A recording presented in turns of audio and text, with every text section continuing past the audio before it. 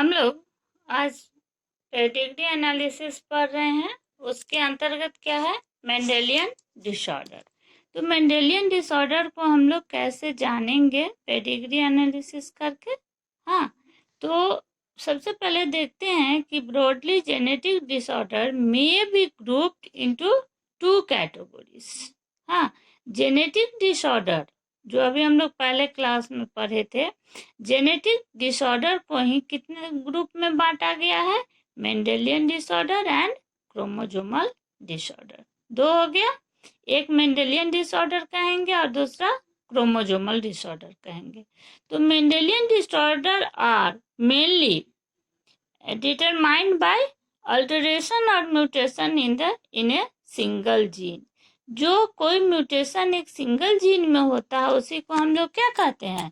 Mendelian disorder कहते हैं। हाँ, दीज डिसऑर्डर आर ट्रांसमिटेड, यह ट्रांसमिट होता है to the offspring on the same line.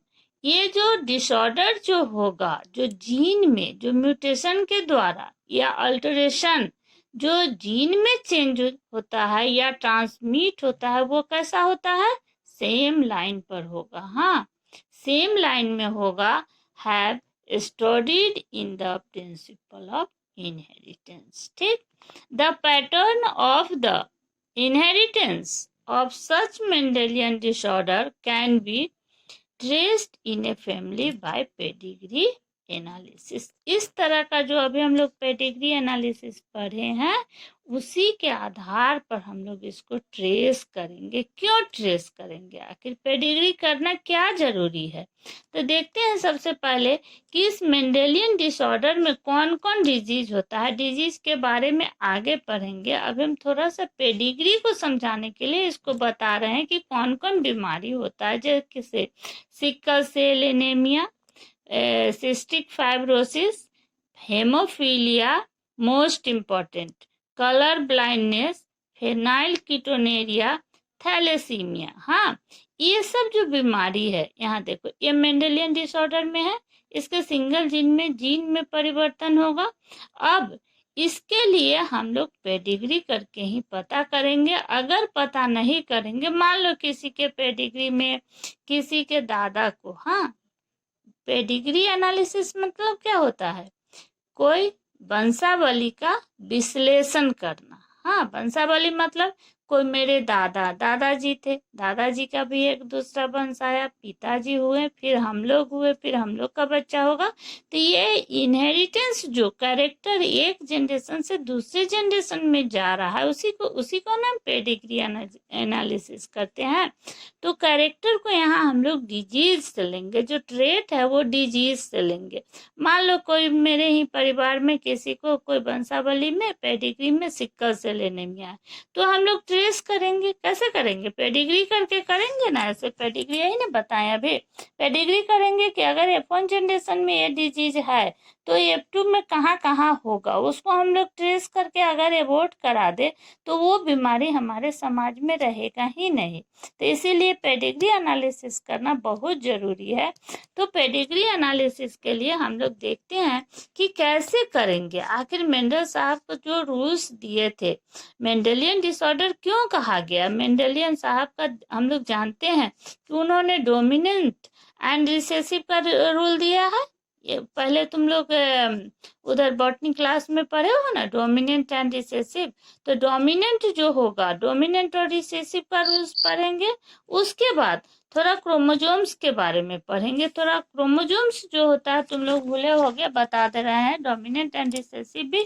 उसके पहले हम लोग क्रोमोजोम थोड़ा देख लेते हैं कि ह्यूमन में ही मेंडेलियन डिसऑर्डर करेंगे तो कितना होगा। ह्यूमन में कितना पेयर क्रोमोजोम्स होता है? 23 pairs. Total number of chromosomes 46। तो हम लोग देखते हैं कि 46 में जो 44 क्रोमोजोम्स होता है उसको क्या कहते हैं? ऑटोजोम्स कहते हैं, मेल फीमेल दोनों में, जिसको ए से डिनोट करते हैं।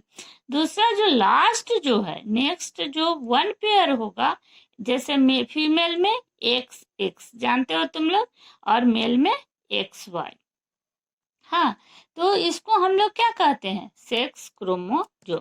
तो ये क्रोमोजोम देखेंगे कि कौन मेंडेलियन डिसऑर्डर जो हो रहा है ऑटोजोम्स पर हो रहा है, 44 पर हो रहा है कि 1 पेयर पर हो रहा है, सेक्स क्रोमोजोम में हो रहा है, किस में हो रहा है? इस डिजीज को हम लोग आगे पढ़ेंगे कि आखिर वो किस में हो रहा है। जो म्यूटेशन हुआ, जो उसमें चेंज आया, जो ट्रेट जो हम लोग कैरी करके एक जनरेशन से दूसरे जनरेशन ले जा रहे हैं, मेंडेलियन डिसऑर्डर, वो किस में हुआ? ऑटोजोम्स पर हुआ कि सेक्स क्रोमोजोम? तो इस उसको देखेंगे, कैसे हम लोग देखेंगे कि ऑटोजोम्स पर हो रहा है चेंज की सेक्स क्रोमोजोम में। दूसरा जो है, यहाँ से देखो, मेंडेलियन डिसऑर्डर जो होगा जीन में होगा, किस में?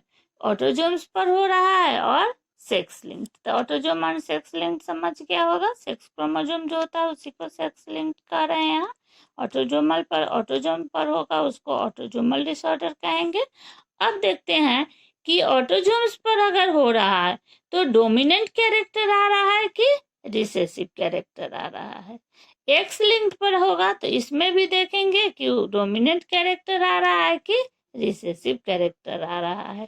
तो एक्स सेक्स लिंक्ड में तो एक्स भी होगा और वाई लिंक्ड भी होगा, ठीक। तो इसमें वाई लिंक्ड में भी देखेंगे कि क्या ला रहा है। तो इस तरह से मेंडेलियन डिसऑर्डर को समझने के लिए हम लोग देखते हैं कुछ रूल्स है। पेडिग्री एनालिसिस करने के पहले हम लोग को कोई पेडिग्री चार्ट दे दिया गया, मान लो यही चार्ट तुम्हारे सामने दिया गया। अब बताओ कि ये जो मान लो कोई डिजीज है, सिकल सेल एनीमिया है, हेमोफीलिया है, जो भी हो, तो अगर ये पेडिग्री में तुमसे पूछता है कोई कि ऑटोजोम क्रोमोजोम पर है कि सेक्स क्रोमोजोम में, अब कैसे बताओगे बोलो? तो इस रूल को सीखने के लिए तुमको थोड़ा टाइम देना होगा। ध्यान से सुनो क्या कह रहे हैं कि इसके लिए हम लोग 2 रूल्स बनाए हैं। एक पहला रूल्स जो है डोमिनेंट एंड रिसेसिव। तो पहला डोमिनेंट एंड रिसेसिव को समझने के लिए तुम एकदम ध्यान से देखो, इसको एकदम समझ जाओगे कि डोमिनेंट का क्या रूल्स है और रिसेसिव का क्या रूल है। तो सबसे अच्छा है कि इसको डिफाइन बता देते हैं। डिफिनेशन जो है, the disease should not escape generation. जो डिजीज है, जो डिजीज पर्सन है या डिजीज ऑफ स्प्रिंग होगा, वो क्या होगा? वो F1 generation, F2 generation, F3 generation, वो किसी भी जनरेशन में स्किप नहीं करेगा। स्किप मतलब जैसे 1 है यहाँ, है ना, यहाँ ये डिजीज है, ये 2 में भी आ गया, दूसरा जनरेशन में भी आ गया, यहाँ से स्किप नहीं करेगा, इसको छोड़ेगा नहीं, यहाँ से